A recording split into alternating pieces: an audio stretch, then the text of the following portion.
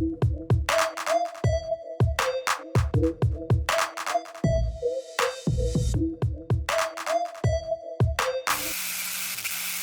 name is Shawn Atkins. What I do, I'm an artist.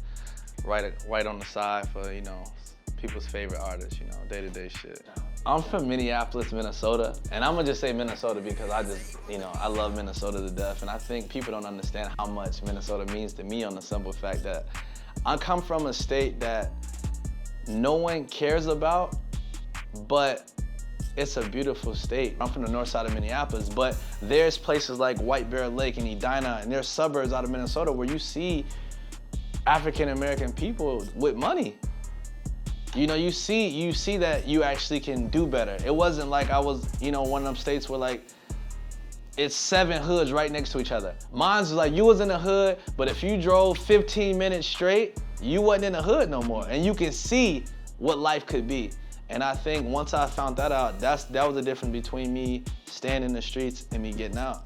I think I first fell in love with music as a kid, you know what I'm saying? At the end of the day, I was bad, so I was listening to Master P, and that's the only time I could curse on the low, if I was playing a song and my mom probably would hear me.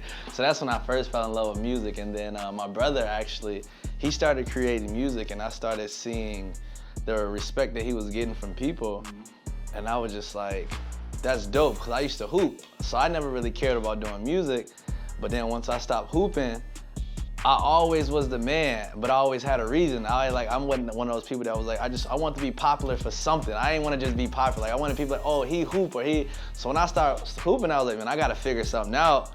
And I always loved music and I always wrote poetry. So it just honestly worked out for the best in that situation. I got like a new school style, I would say, because of course I'm a young guy. But I feel like I have the same content as a lot of older artists. Because you got Jay-Z who will say a line, he'll give you a double entendre. And it'll make you think. After you heard it, it might be like a line you say whatever, but when you Google the lyrics, you might be like, oh, he actually said something different. My inspirations in music it varies. The crazy thing about me is I really don't get inspired by people that do my genre of music. But as a kid, I used to love listening to, of course, I listened to Master P and, Cash Money because that's what was popping as a kid, but I always listened to older music because that's what my mother played. So a lot of times, the first CD I ever heard was a Monica CD. I think people don't know how isolated I am. I think when people see me out, they see me move with people, they see me shake so many hands, they probably think I know a lot of people. But people don't know, on that daily, in a week, I might text 5 people. I don't really talk to that many people. And I think it's because I deal with a lot of problems and I like to figure stuff out myself. I feel like as soon as you start telling a lot of people your problem, now you got 10 people in your head and it's hard to make a decision for yourself. And that's why I think a lot of people fail because they forget who they are because so many people have told them what to do that they don't know what they'll do without those people.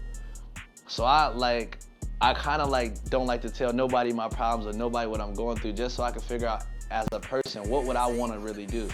And I think a lot of people don't know that because they probably think I'm around with everybody asking questions, what should I do, what should I do? Even if I ask a question, I got in my head what I'm gonna do, I just want to see if they agree and if we can continue a conversation. I was working at Dennys in Las Vegas on the Strip, and I always been cool. People love me. So it's they oh, come to the studio. And I would hear people do music, and I always would tell people they was bad. I was that guy, he sucked, he trash. And then one time they was like, well, won't you do it? And I'm such a competitor, I'm like, all right. And I did it, and it's funny, that week, I wrote one of the biggest records I've ever done in my life. My goals for the future goes beyond music, honestly. I feel like I love music, but since I love music so much, I'm gonna be the person that wanna find the next person. I wanna find the next Jay-Z or Beyonce or Drake or whoever, Lil Yachty, whoever. I wanna find those people and I wanna help them get to a point once I'm at that point. And after that, I would love to act. I wanna do modeling. I wanna do a whole bunch of stuff because I found music as an accident, but I feel like I could find other things like that. I could find acting and I might really enjoy acting. I might really, after I tour and I do everything I wanna do, I might wanna be a manager. I might want to be a label owner. I feel like music is a gateway for me. I don't feel like I'll rap for the rest of my life. But yeah. But Minnesota, I love Minnesota, man, forever. I don't think I can live anywhere for 20 years. I'm from Minnesota no matter what.